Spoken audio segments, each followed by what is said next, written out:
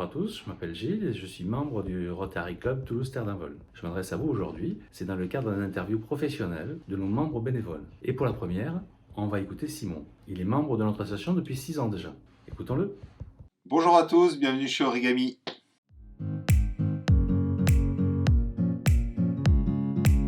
Je m'appelle Simon, j'ai 33 ans, je suis le gérant fondateur d'Origami. J'habite à Toulouse mais pas originaire, ce qui explique que je suis nul au rugby et que j'ai pas d'accent.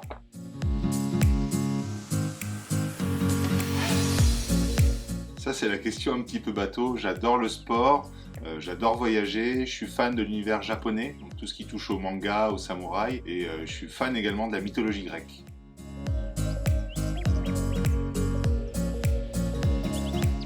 Ma mission, c'est de créer et d'adapter au quotidien la stratégie patrimoniale du chef d'entreprise avec une vision globale de sa situation, donc aussi bien professionnelle que personnelle.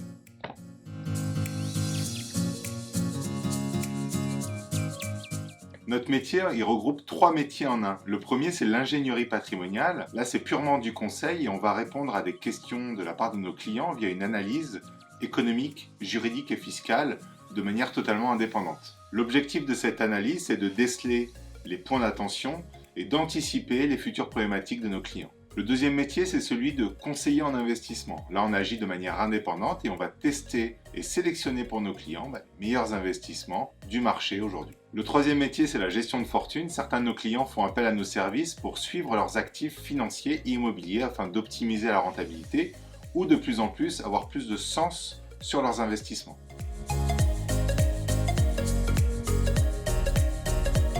Heureusement non, on est 6 aujourd'hui.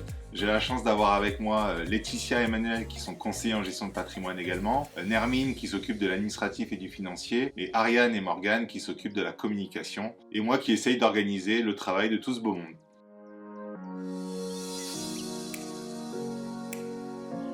Vis-à-vis de nos clients, on a une responsabilité qui est extrêmement forte. Souvent, on parle du patrimoine comme étant le secteur le plus important après la santé. Il faut comprendre que nos clients, ils nous confient des fois des années de travail, un héritage, et c'est notre devoir en tant que professionnels d'en prendre le plus grand soin.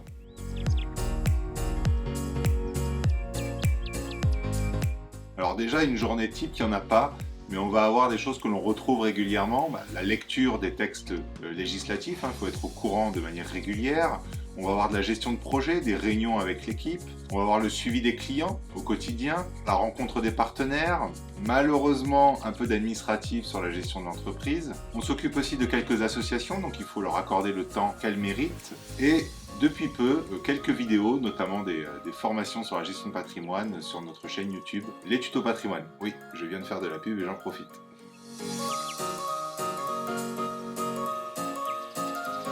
Ça, c'est une question piège en ce moment. Oui, il faut effectuer des déplacements, mais toujours avant 18 h.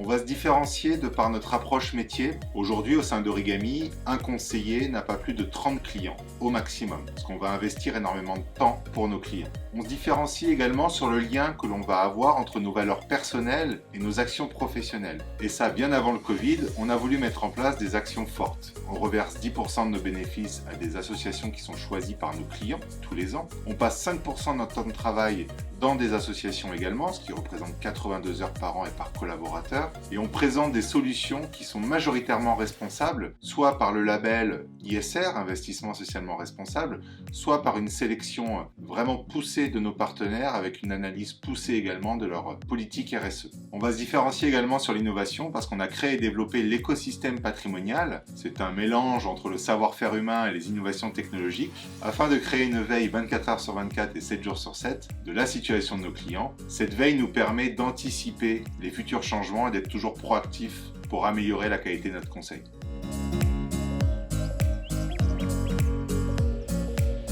Ça, c'est la question nostalgie. J'étais en BTS à l'époque, gestion des entreprises, et on devait créer une entreprise pour un projet. C'est une entreprise verte d'ailleurs. Je m'occupais de la partie financière. Je suis parti rencontrer un conseiller en gestion de patrimoine pour avoir des conseils sur le développement de l'entreprise. Et au final, on a parlé 20 minutes de l'entreprise et on a parlé pendant 3 heures de son métier. Je suis sorti de là, je me dis, c'est exactement ce que je veux faire. Et à partir de là, j'ai réorienté mes études pour atteindre mon objectif de devenir conseiller en gestion de patrimoine.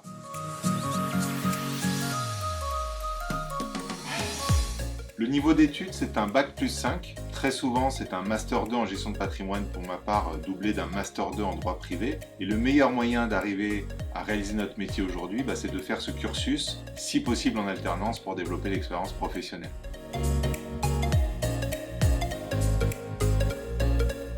Il y a 3 compétences qualités qui sont importantes pour exercer notre métier. C'est l'organisation, forcément, vous avez besoin de savoir où vous allez quand vous y allez. C'est la rigueur, le suivi, on a un métier de chiffres et de droit, donc il faut évidemment faire attention à ce que l'on fait. Et la troisième, c'est l'empathie, parce qu'il faut être capable de se mettre à la place des clients pour prendre des décisions qui leur ressemblent.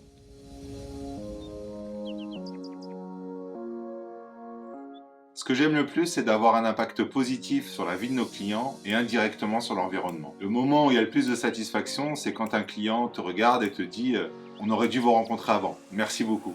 Et quand on a ce retour-là, arrête, je vais rougir, mais on rentre chez soi le soir, on a le sourire et on est totalement épanoui du métier qu'on fait.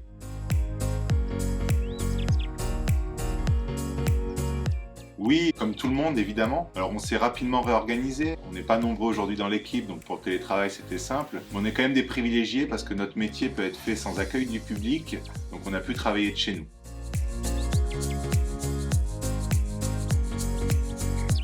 De l'épanouissement pour tous les collaborateurs, des confrères qui franchissent le cap du conseil en gestion de patrimoine responsable, et un maximum d'actions solidaires pour un maximum de sourires, et là, c'est le kiff.